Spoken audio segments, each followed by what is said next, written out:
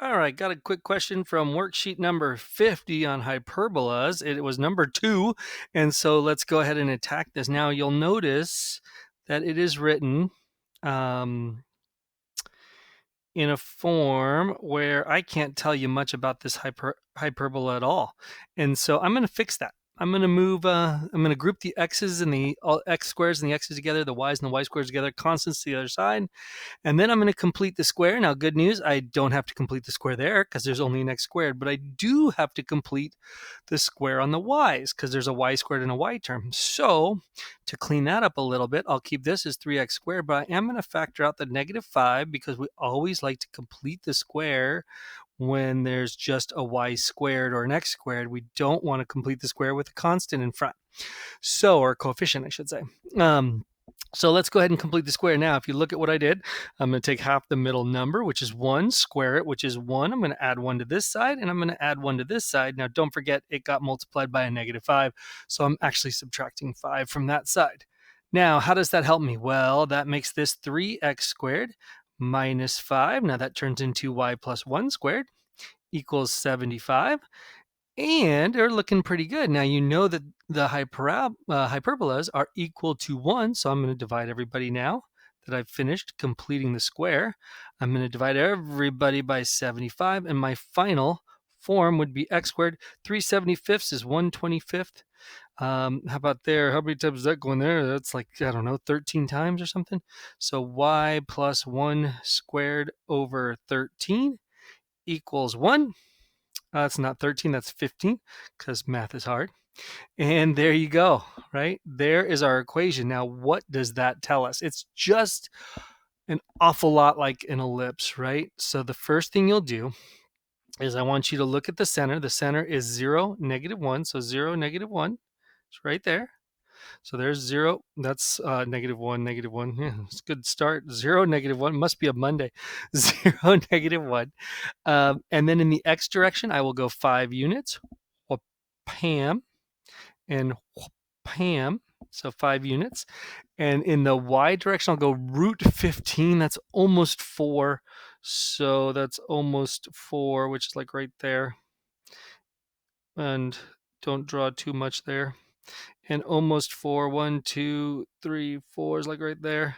Now, with an ellipse, I would draw my ellipse and be done. But with the hyperbola, I make these the midpoints of the box. And so there's a box. And through there, I will draw the corners, and the center, I will draw the asymptotes. And now that tells me how wide to make my hyperbola. And now, depending on which one is, like say the word bigger, looking at the denominators, well, you can say that this is a positive 25 and this is a negative 15. So positive numbers are always bigger than negative numbers. So I'm going to go in the x direction. So this hyperbola opens in the x direction, and it looks a little something like this. Right? So there she is. Now, what things can I give you on this? We found the vertices, right? The vertices are where the points come out of. They were 5 added to the x. So if you want, I could say the center was at 0, -1. The vertices were when we added 5 to the x's. So 0 plus or minus 5, comma -1. You could clean that up, make it look better. 5, -1, and -5, -1 probably look prettier.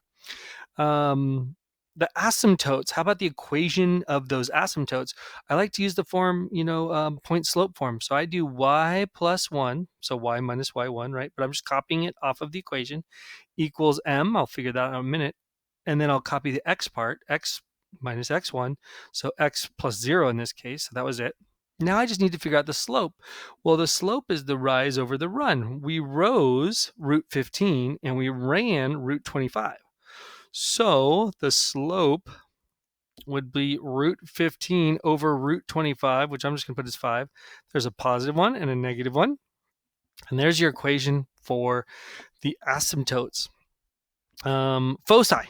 Remember foci, I like to do my bizarre triangle thing where it goes like this. I like to look at the denominators, and I do the opposite of the sign in between.